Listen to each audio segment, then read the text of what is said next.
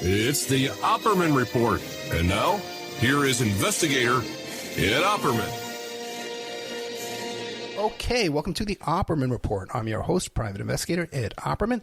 You could find me at Opperman Investigations and Digital Forensic Consulting. Just email me directly at oppermaninvestigations@gmail.com. I'm really excited about today's show. We have Crash Barry. Now, you can find him at crashbarry.com. Also, too, you can find him on Twitter at crash_Barry. He also has a Patreon that I want everybody to go to and support, the Crash Barry Patreon. A podcaster, investigative journalist, several different podcasts. The Crash program is one podcast. Disinfomaniacs pod. He has a couple of buddies. He does that with Andy O'Brien and Nathan Bernard. Tough Island, Maine. And another one, Devils and Dirtbags. He did this whole investigation on the corruption in the Catholic Church. Actually did a little undercover manipulation there. My man, Crash Barry. Mr. Crash Barry, are you there? I am. Thank you so much, man. Thank you for coming on the show.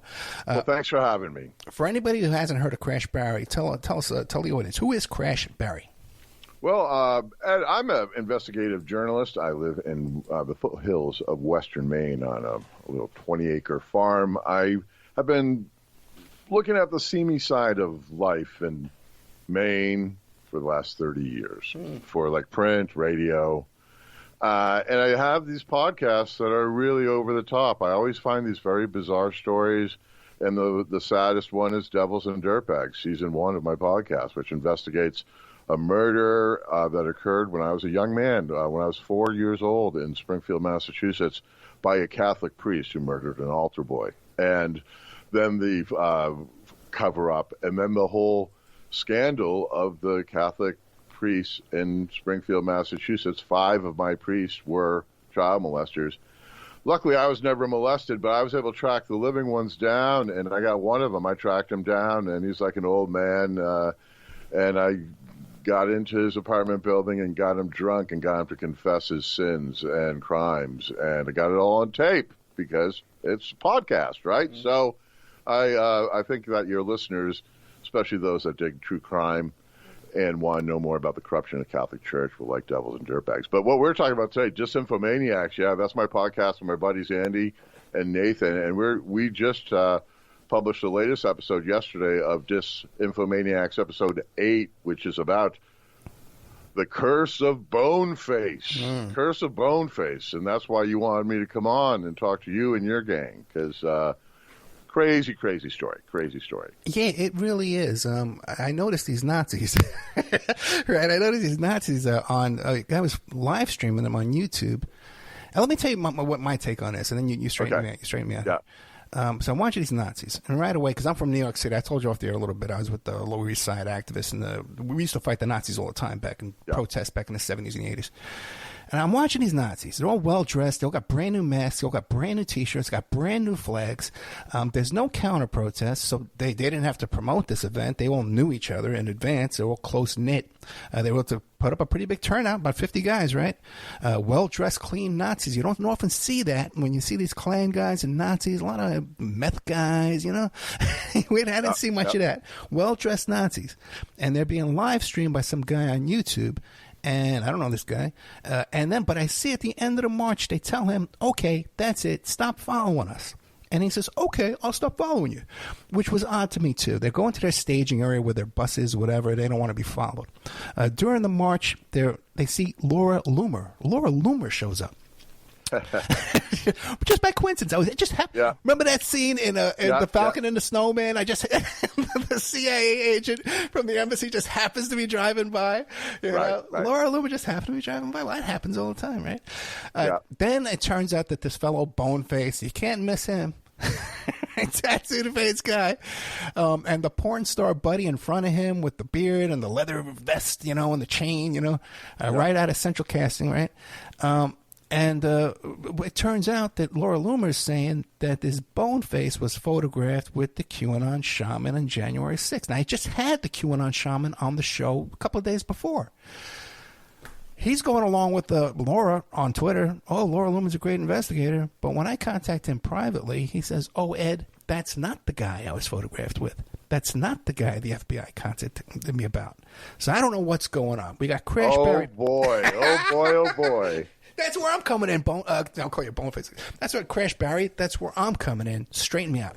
Yeah, okay. Well, you touched on a couple of things there, but I am going to give you let's just call it this, a crash course in Boneface and his posse. There's all sorts of weird names in this one, okay? We got Boneface, who will go on great detail in a second, but he's the guy who claimed to be a freedom fighter in Ukraine, covered in tattoos on his head, skull, neck, Florida man. Literally, like, hashtag Florida man, okay? We'll talk more about his criminal history in a second. So you got Boneface, and sometimes I slip up, Ed, and call him Bonehead, so that's not, it's Boneface, okay? And then Kevin McClellan, I'm sorry, we'll go back and talk more about Boneface more.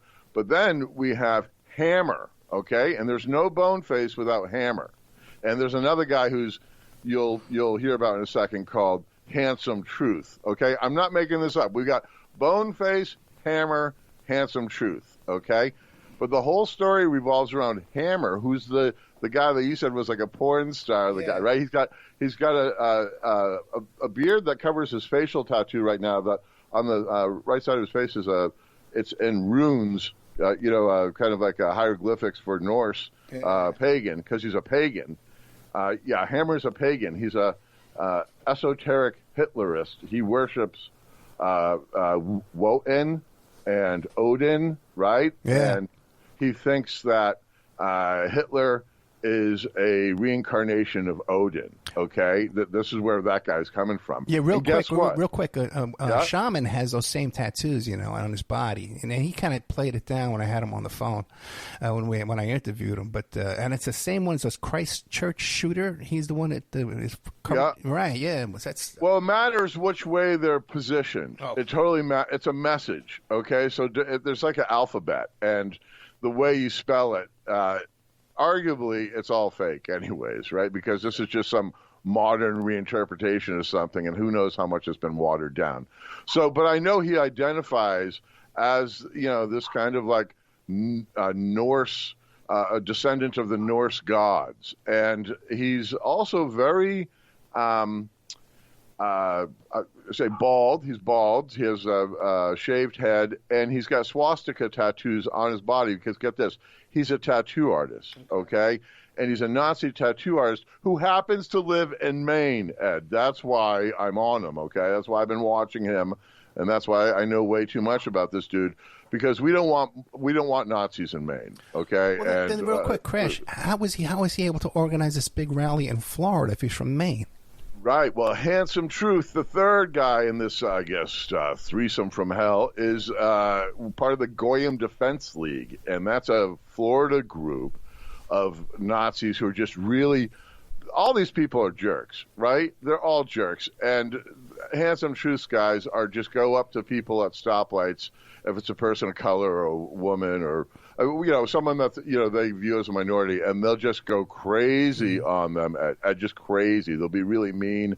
There are these guys that do these protests. It's okay to keep Florida white, keep Maine white, whatever. They do these overpass things. And so there was a combination of Handsome Truth gang called the Goyim Defense League. And Hammer, the dude from Maine, okay, has something called the Blood Tribe. And Hammer's like the leader of that. It's a cult. It's literally a Nazi cult, all right? So you got this Nazi cult leader who's not from Maine, okay? He just moved here a couple years ago. He bought cheap land up north, and it's real scrub brush, no good. Picked over lumber land, right? And he comes up, and he's got this idea because he can buy 10 acres for like $25,000 of scrubland. And he's going to make this little like tiny house compound for Nazis to come to. But meanwhile, they go out and they do their activism in more crowded places. So he came to Maine. There was a little hubbub when he was discovered that he had bought a piece of land in Maine. Nobody did anything about it. But me and my buddies keep an eye on all these guys, right? Because there's a lot of people in these movements. And they're very public in weird ways on social media, blah, blah, blah, right? So we watch them. And mostly on Telegram, which is a messaging app that is preferred by a lot of extremists because it's a secure app owned by a Russian dude. But anyways, so we're watching Hammer, and then suddenly he leaves Maine because he'd been kind of like run out by the FBI because they were going around asking neighbors, what do you think about this Nazi living here?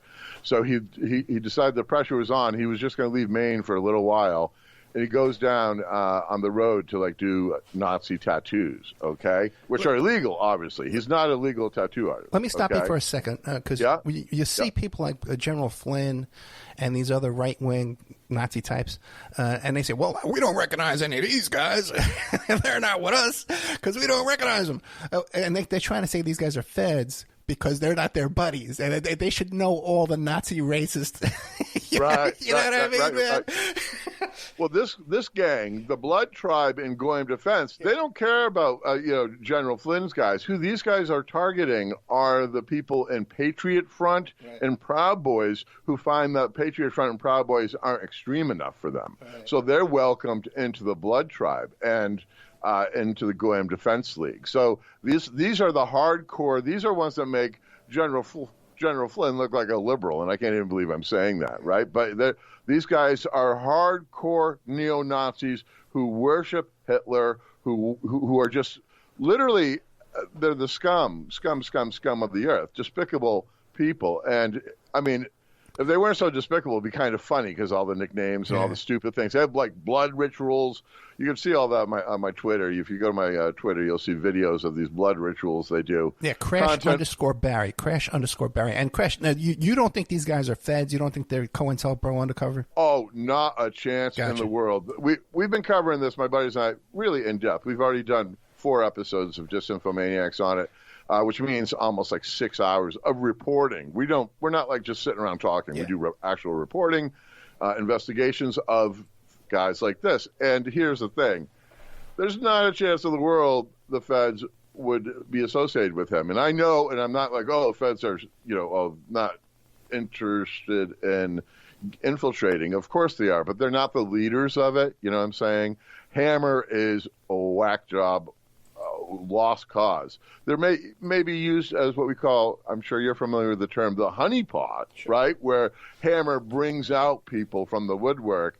That might be some feds in there. I have a couple theories about a couple of his members of his gang that I watched some video of that I'm like, that guy seems kind of fed, only because he seems a little bit smarter than the rest, Ed.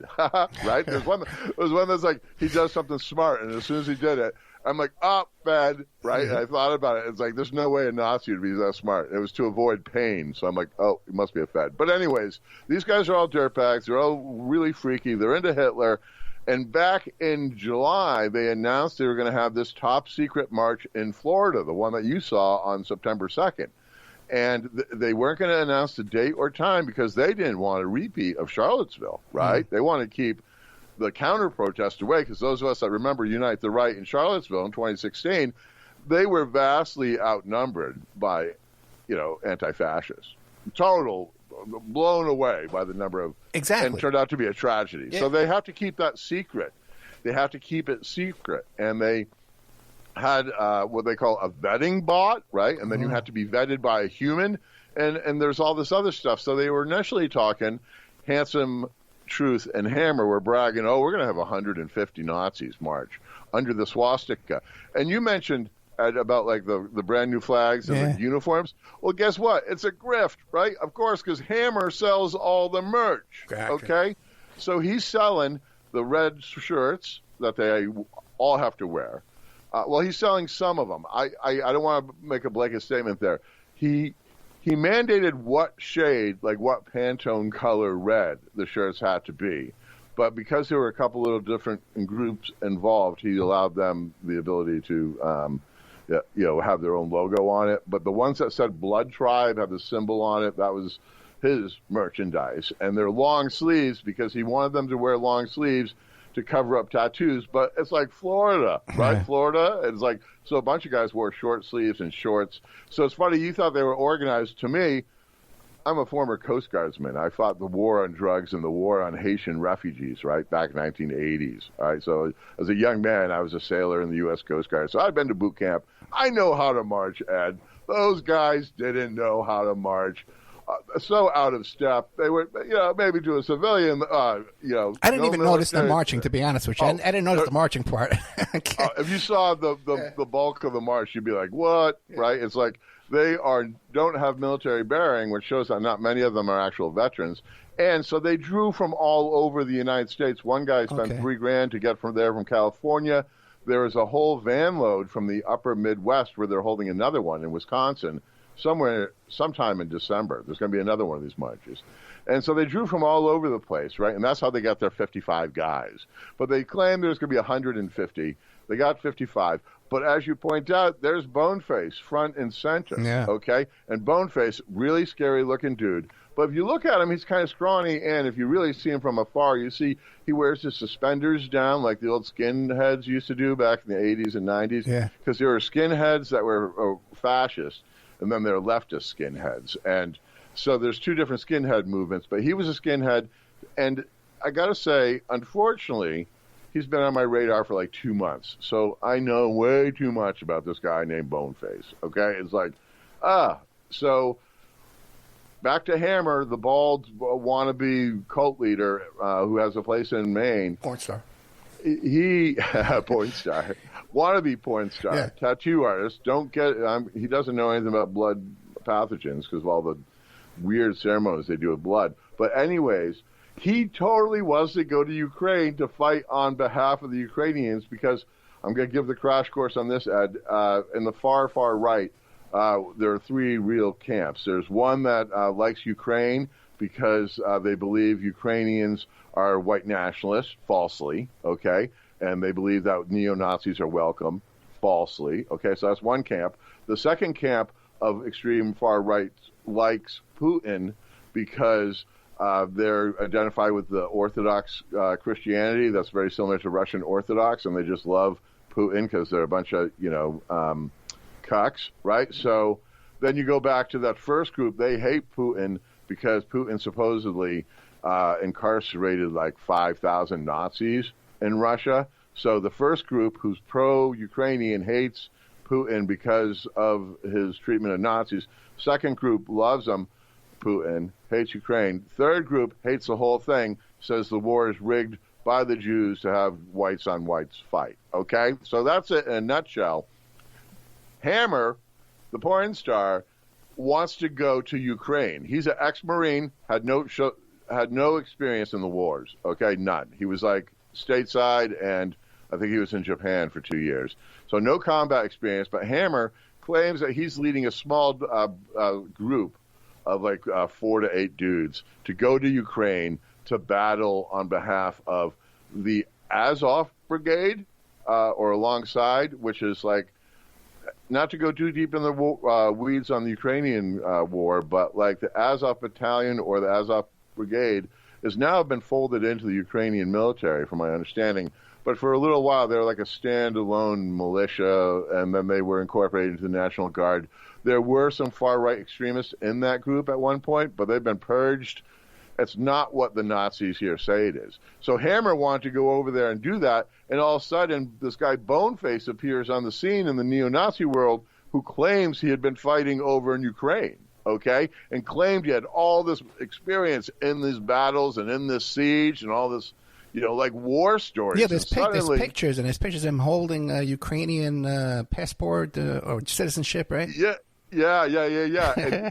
And that one's the best, because if you look at that, spoiler alert, folks, the dude's lying, okay?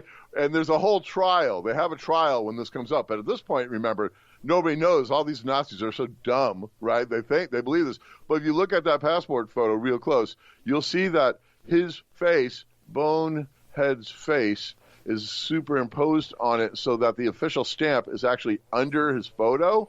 So then there's a blue circle that he put on in magic marker. Oh, no. He used blue Sharpie to complete the seal, right? It's like, meh.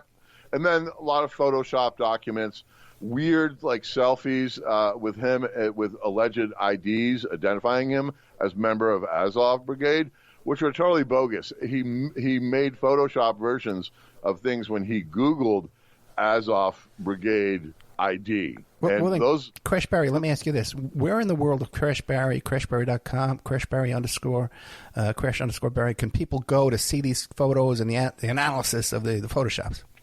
Well, on my Twitter is the best place. There you go. We have it there, but also there's been a great investigation by Bellingcat. It's an investigative group. They just did a story on it, and also Vice News did a piece.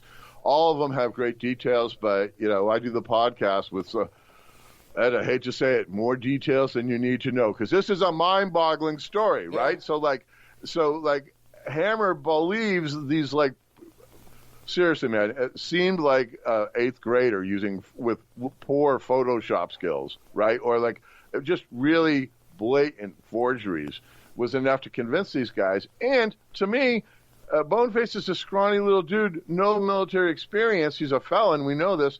Multiple meth trafficking, meth use, meth possession.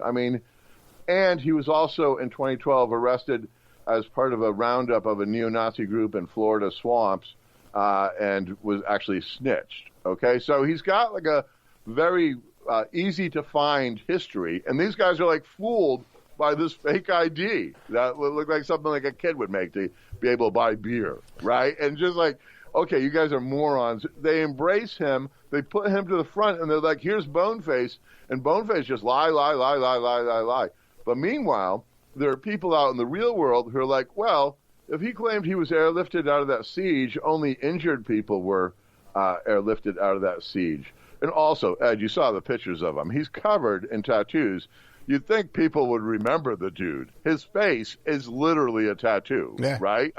You're not going to forget Boneface's face. Not even a nice tattoo. So, it's not even well done, No, they're terrible. They're prison tattoos because guess what? He was in prison. Wait, so Blood Tribe and the Goyim Defense League have no vetting process where they could do the basic kind of research, and they don't have any cops working for them. They don't have any PIs working for them where they can just do a simple search and see this guy's background. Well, I know it's going to drive you crazy as a PI, but these guys are knuckleheads. They have a guy named Cracker who allegedly was the vetter, and in the last year, as I've been monitoring Hammer, he's always bragged about our vetting is the toughest thing, and okay, whatever. I'm not going to waste my time trying to infiltrate him, but I know there are people out there infiltrating him. But guess what? The one that infiltrated him successfully was a con man, right? He literally duped them into believing that he was a war veteran. Stolen valor, that's a big deal for me, right? I hate stolen valor. They're great videos on YouTube of stolen valor. Guys dressed up in uniforms like their costumes, pretending to have been participating in important battles. And really, it's such a disservice to the veterans, right, who actually fought in these battles.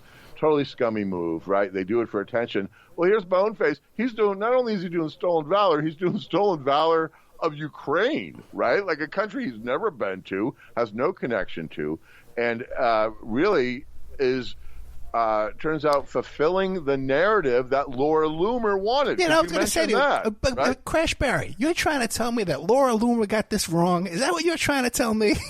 Hard to believe that Laura Loomer could be wrong about. Well, you know who else got it wrong? Alex Jones got it wrong. Roger Stone had Laura Loomer on to break this big news. Stu Peters talks about it. Even the Dilbert guy, I can never remember the Dilbert guy's name. Really? Scott Adams, right? Is that Dilbert? I think that's his name. Anyways, they all talked about this. They say it's they talk about that Boneface is a CIA operative, right? Because he did appear on. You know who he duped, but it's not very hard to dupe them.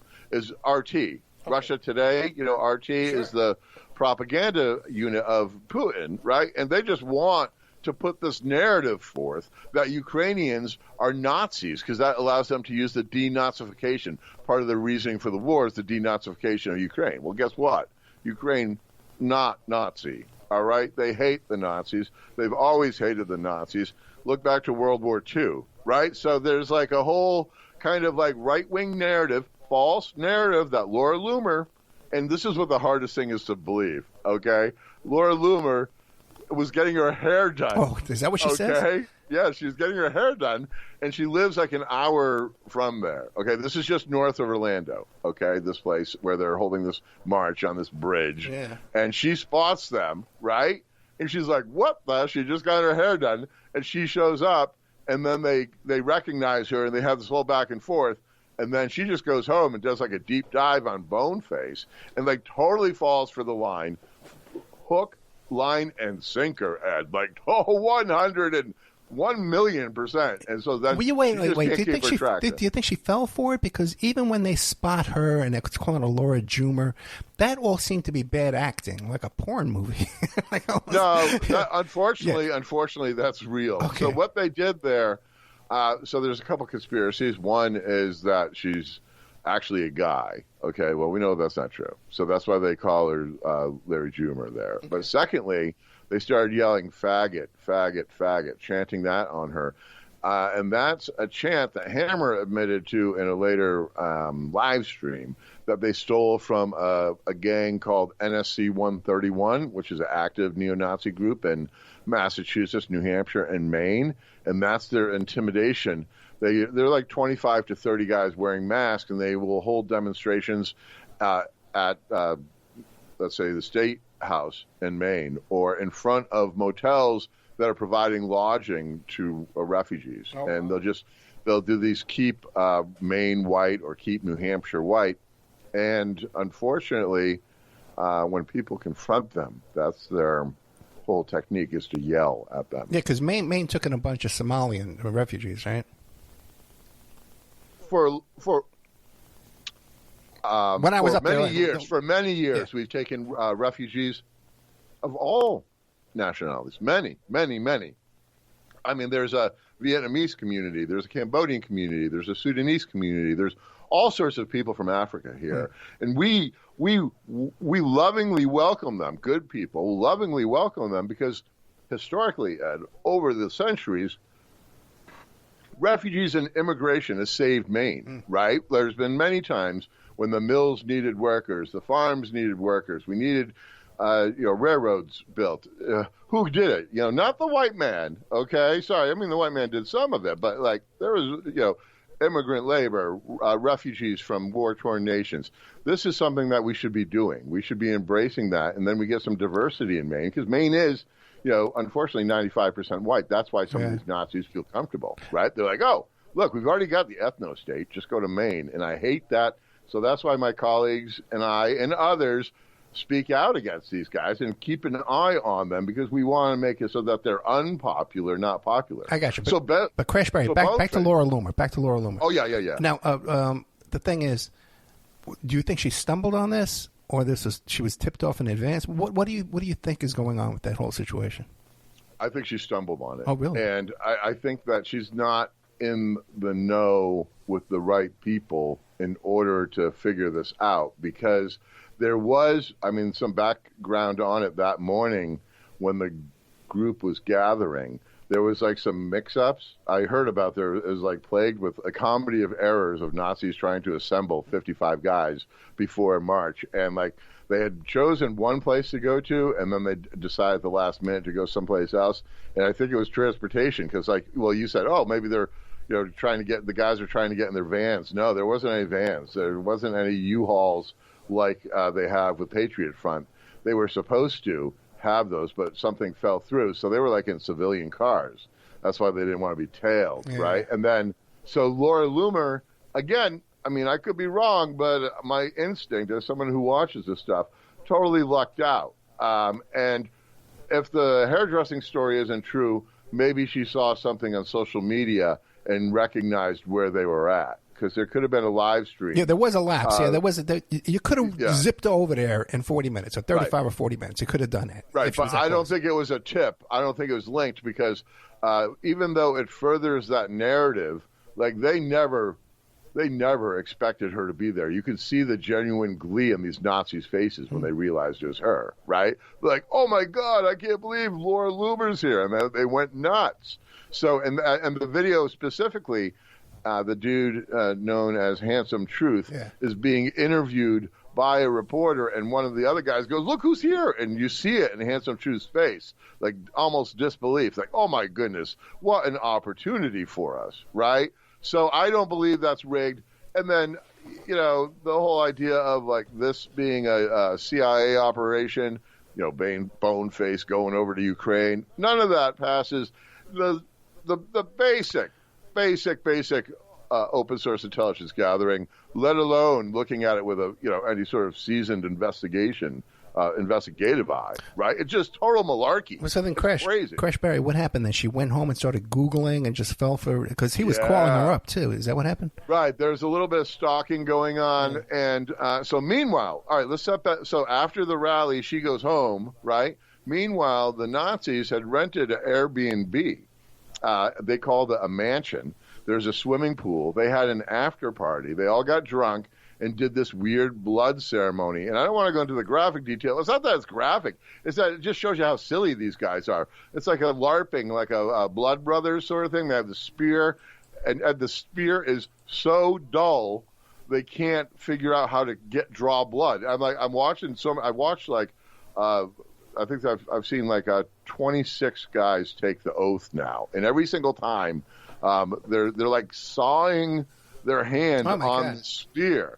Instead of I'm like, don't they know any diabetics or watch Sopranos or something where you prick your finger? That's where the blood comes out. Well, can't they sharpen the spear? At least sharpen the spear. It reminds me of that guy, Maurice Simonet from Blacks for Trump, who was arrested for trying to behead a guy with a dull machete.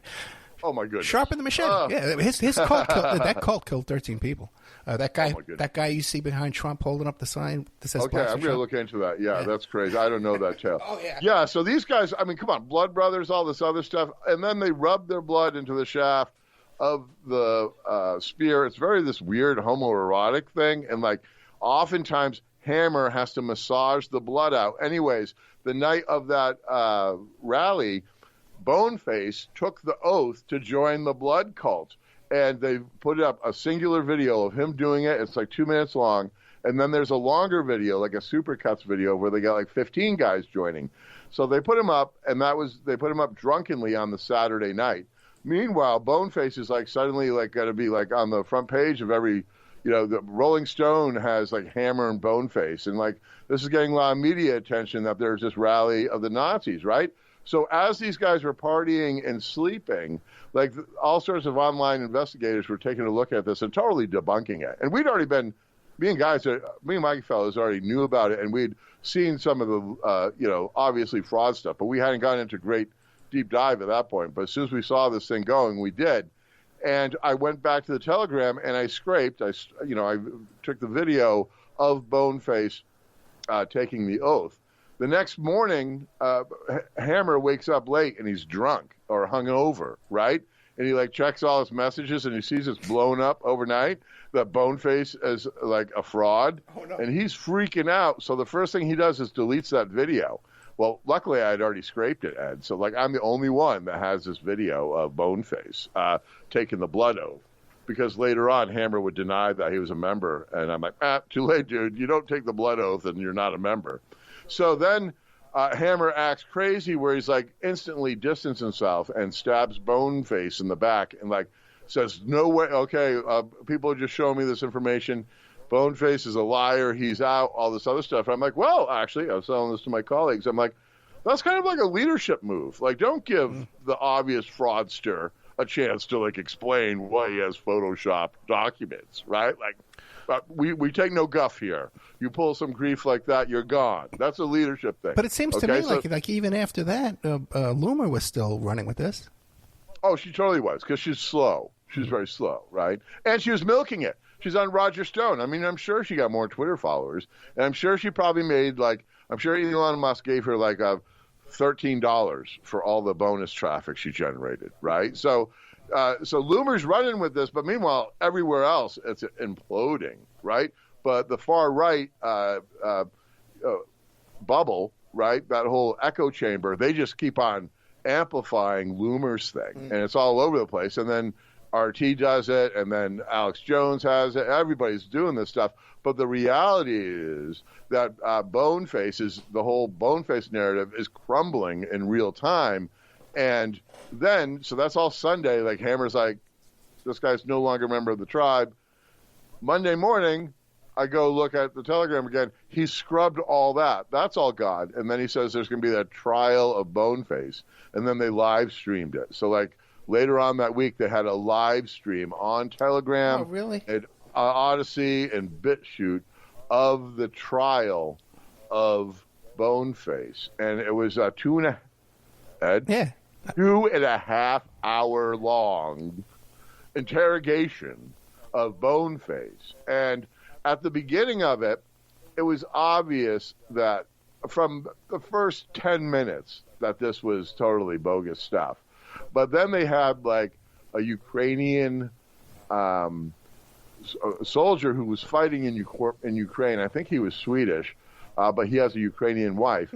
So the wife like spoke to Boneface, and like it was jibber jabber. Like he was not actually speaking Ukrainian, and he had some forged documents that they looked real close at. Like one of them, it said like his Kent McClellan is his real name. Kent McClellan 3131 at comast.com. Right? Like not even Comcast. Oh, like no. if you're gonna make up an email, come on, get the fake email address right. And then there are so many things that these guys are pointing out. But initially, the Blood Tribe Vetter and Cracker and Hammer were all like, "Oh, we got to give them a fair trial because I've seen this stuff." It's like by the end of the thing, they want to like hang them, right? So then they had part 2 of the trial, like 4 days later, because they were going to have more experts or whatever. Like they needed like more expert testimony. Well, guess who didn't show up for that trial? Mr. Boneface. Yeah, Mr. Boneface. They call him Mr. Face. Really? Oh man. So Boneface has this trick, and I'm not, an office worker. So when I explained this to a friend of mine who's an office worker, said, "Oh, this is a total like post-pandemic Zoom meeting trick. That whenever like a tough question comes up, you don't hit mute because everybody will know you're muted. You just like start mouthing like you're talking, and nobody will hear you, and then you'll get like disconnected. So like whenever it was a tough question, like Boneface would get disconnected." And then they say, "Well, he's got a terrible Wi-Fi connection. He'll be back later," and and then when he reconnects, they'll like totally forget about the question they were going to ask him. So he just lied, denied everything. The second trial, part 2, was just like everybody was just angry, right? All these Nazis were like, "Can't believe we were duped," and like, "Well, good thing we found out now," and all this. It was really. It was kind of like a gang, kind of gang up on Boneface. And it turns out it was revealed that since Boneface has been excommunicated because of the lying, that somehow revokes the oath that he took. Okay, so I mean, I'm no lawyer here, but I've listened to the blood oath many times, and all you're doing is swearing allegiance to, and this is a quote, Ed, the bros, this is in it, the bros of the past and the bros of the future, okay? And like, blessed are those that keep the oath, cursed are those who break it. Well, there's nowhere in that oath that says you can't lie about your background, right? I don't feel like, I'm not trying to defend Boneface here, but if we're going to play by their rules of this court and this whole fake legal system of, the way they hold the trial, I'm like, I don't see that Boneface violated that oath. But Hammer says he violated the oath, and Hammer's the leader of the cult, so whatever Hammer says goes. And so then Hammer basically cursed him. Said there's a curse going to be on Boneface now, and sure enough, within 24 hours, a neo-Nazi group in Florida beat Boneface up. Oh, really? Yeah, they beat him up. But then, flash forward to a couple days ago, and this is breaking news. I haven't tweeted this yet. I'm going to tweet it later today or tomorrow, is Boneface confesses that it was all a lie. Oh, no. And, I've got exclusive video of that, exclusive for now. But so the whole thing comes crashing down. Where does this play in the whole like far-right neo-Nazi thing? It's like many of the far-right, either just extremists or actual other Nazis that aren't part of the Blood Tribe are looking at Hammer and his group as like jokes, right? Because they're like, how could you not figure this out? I mean, as you and I know, Ed, it's very simple to Google somebody. It's very simple to do a background check, like $5, whatever. So these guys are being made fun of, yet within the cult, they're just moving on. They're acting like it's no big deal. Hammer actually says that it's a bonus, right? That this was a bonus. that they were able to get rid of him before he did any real damage. I'm like, okay, yeah, before he does any real damage. I tell you, Crash Barry, I'm a little disappointed. You tell this story. There's no lion tamers. There's no jugglers. There's no dancing bears. Trapeze, man. You leave out a lot, Mr. Crash Barry. Okay, there had to be more. Crashbarry.com. They gotta go to the podcast. I can't do all 6 hours with you. You gotta read the book. You gotta read the book. Yeah. Right. Though I promised you that when we started this conversation, this is pretty nutty, right? I mean, and the sad thing is, it kind of takes attention away from the reality here, is that there are people like this out there. Don't try to sweep it under the rug that this is fake and that there's feds. There very well may be feds, but there are people like this out there.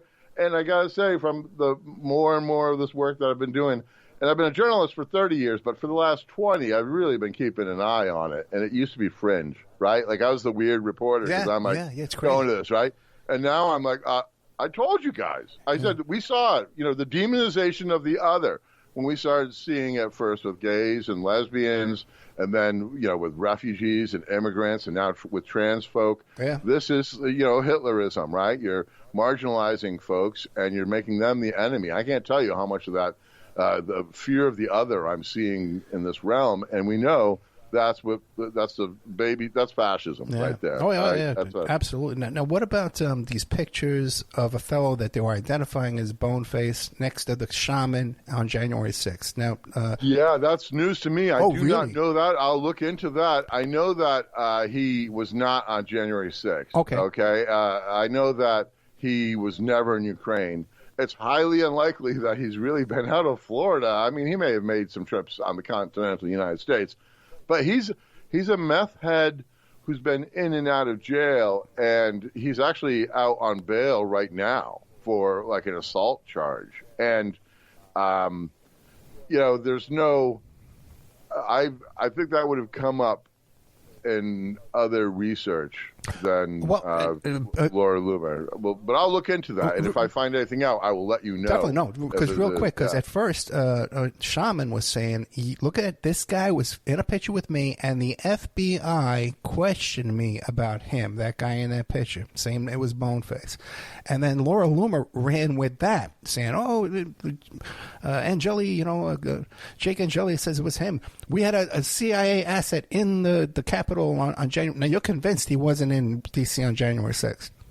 Yeah, I feel like that would have been part of his humble brag, right? Like we'd have heard it from him. Like, look, I'm legit. I was there. I'm not sure 100%, and I will look into it. But my gut tells me I would have heard about this, right? And at first, Shaman was promoting, saying Laura Loomer, they have to say she's wrong about this because she's right about everything. She's right about. They can't say she's right about this because then they have to say she's right about everything, including her crazy story about October 1st in Vegas, which is complete insanity. Everything she says is questionable, right? Nuts, so when there may be a kernel of truth. There was a story in RT that said that Boneface was a CIA operative, but come on, that's an RT, right? So like. Yikes. That's all I can say. Yikes, right? That this stuff spreads like wildfire. Yikes. Well, it's interesting because when I want to have Shaman come back, he says, well, I don't know anything about that. That wasn't him. That wasn't the guy. But on Twitter, he was saying it was. So I guess he's backed away. But wow, yeah, I'll look into that. That's that would be another level of complexity. Hey, you wanted more circus stuff, Ed. You asked for it. That's the Watch what you asked for, dude. Right? That's the dancing bear coming in. Yeah. Oh my God, Crash Barry, _Barry. Follow this guy on Twitter, man. Great stuff here. Crashbarry.com. He's on Patreon again. Crash Barry. All these different podcasts he's got with different people. All seems to be really, really, really good content, man. Let me see if I have it pulled up. I don't think I do. While you're pull it up real quick, I'll stall here. Okay. Well, when the book comes out, I'll come back on and talk about the book, about the priest, because this story about the Catholic priest is mind-boggling, and it's a microcosm, right? I'm looking at one very specific diocese, real close, one that I know everybody in. So I'm able to get really to the heart of what causes the scandal and just the hard, bitter truth that this was a cover-up, People want to forget that, but we can't. We can't forget that. I know. That's a heartbreaking situation. And if you ever read the Pennsylvania grand jury report by those grand jurors, it's like a 400-page report. No, and by the way, too, everyone says, oh, and they pointed out all these priests and all that. There were not one single new arrest in that grand jury investigation. Never. And the grand jurors did a 20-page summary where they said, hey, listen, no one's going to read this whole freaking thing. Let's do a 20-page summary. And when you read that 20 pages, man, it's just heartbreaking, the lengths that these they were going to. There was like a full-time occupation for these guys targeting little boys. And was all they did all day long. And they literally got away with murder, as I talked about in Devils and Dirtbags, that podcast. Literally got away with murder. The guy that murdered Danny Croto in 1972, a Catholic priest, went to his grave claiming that he was innocent. We know he wasn't. There's so much proof. The cops are covering up, the diocese, real terrible story. And yet, like, there's this narrative in the media that, he had a deathbed confession. I'm like, no, there's no deathbed. There's no deathbed confession. These guys never take full responsibility for their actions. They're really bad people. It's that's the only reason why I've been paying attention to the Nazis, to be honest, is it lightens up a little bit. Like the rest of my work is, these Catholic priests. I'm gonna, lighten things up with some Nazi coverage. Well, just imagine, you have the district attorney, the mayor, the police chief, all going in there and confessing. At least, occasionally. You know what I mean? They're taking photo ops with these people. Just imagine what the dirt they got, man. Yep. I call the priesthood a sex cult, and I can stand by that 100%. There's a weird sex thing going on there. We talk about it on the podcast. But, okay, well, let's not talk about priests now, man. Let's get lighthearted again. Boneface. Well, speaking of sex cult, this guy Hammer, the porn star, they're doing these blood rituals and this other kind of stuff, and occult tattoos and stuff. Guess how many girls hang out with him? Oh, man. How many girls? Zero. Right? Yeah. His wife left him. He can't have access to his kids. They have what we call incels, involuntary celibate. These guys are vol cells because, get this, they can only have sex with white women who are unvaccinated and pagan. And that really slims the dating pool right down to almost nil, right? So they're very misogynistic. He actually, for that march in Florida, there was supposed to be a women's auxiliary, but no women volunteered to help. The women were supposed to drive and cook for the men, but they didn't show up. So I don't think there's a lot of chicks in this cult. Now, again, from my first glance of these people, it looked like they were stable kind of people with homes and jobs and things like that. Like they weren't like your typical Klan Nazi street people like you normally see, meth heads and except for Boneface. Well, and Hammer lives in a camper, like a trailer, right? Like a pull behind on the piece of land with no plumbing, no water, no sewage, no electricity. I don't know how he's going to make it through the winter. I mean, Maine winters are quite tough, as you know, so you're not going to do well out in the woods in that thing. These guys, this is why they always cover with masks, Ed, because they know if they're exposed, they're going to lose that lifestyle of where they have a job, because this is the way our communities react to finding out someone's an actual neo-Nazi, someone that wants the extermination of the other. That's what they talk about. Don't let them fool you when they say, oh, we're just organizing. No. In their chats and in their podcasts and in their live streams that I listen to, I hear it, right? I hear the warrior, right? I hear the warrior bragging. They're going to go to Ukraine, learn how to fight and get weapons and come back and use it in the race war. These guys have plans for some sort of white revolution. They always do. That's their end goal. So whatever they say when the reporter asks them, so, Mr. Hammer, how do you feel about the Jews? That's not really how they feel about the Jews, right? We know that. We can tell. But a lot of the media will just run with this like the both sidesism, right? It's like, here's Mr. Hitler. I'm like, I'm not going to call him Mr. Hitler. I'm not going to call him Mr. Hammer. I actually don't interview. I'll interview murderer priests. I've interviewed murderer priests. I've interviewed rapist priests. I've interviewed criminals of all shapes and sizes, of wacky people. I have constantly doing that, right? In 30 years, I will not go interview a Nazi. I do not talk to Nazis. I don't need to, right? Like they tell me enough by just carrying the swastika. They tell me enough by appearing on like Handsome Truth's podcast where they reveal that. So, like, no conversation with Nazis. It's just basic rule number one in the media. But unfortunately, mainstream news says, "Oh, we got to give both sides." I'm like, nah, not both sides of them. No thanks. That's why I'm not interviewing Boneface. You know what's so scary too, man? Real quick is Hammer, Handsome Truth, Boneface, all these characters. These are like Twitter handles, or you know what I mean, or like cartoons. Right? They're like cartoons. Right. 20 years ago, you had to use your real name, but now just a Twitter handle, and you're considered like a legit person. It's so weird. Like, well, look at the shaman, right? The QAnon shaman, right? It's like branding. They're branding themselves. It's like, oh, Hammer's selling merch. He's a grifter. Well, you know what? He's selling those flags. Shaman in real life has like 6 real names. and Jelly, Chase Lee, he's one of those guys with like 6 length names. Right. Well, we know the names of these guys. We know the names of all the leaders. These are just their nicknames, right? This is their nicknames. The ones that I don't know are Cracker or Nate or there's another one like Goliath, right? They have these names within their group, but we know the leaders, and we know that their lives are ruined. We hear that, when they do a 3-hour-long podcast with a fellow Nazi, and they're drinking. Hammer drinks. He's also on steroids, right? So he's like, when he feels relaxed with a bro, and he's talking to someone 3 hours into a podcast, he'll reveal that this is not an easy life. And I think that's the only thing that I take solace in, is knowing that these guys, they may act like, oh, this they got things going, but really they're losers. And these guys, all these guys at that party said this was the best weekend of their life. Wow. But so Hammer and Handsome, are they employed? Any kind of income? Well, Hammer does illegal tattoos and sells Nazi memorabilia.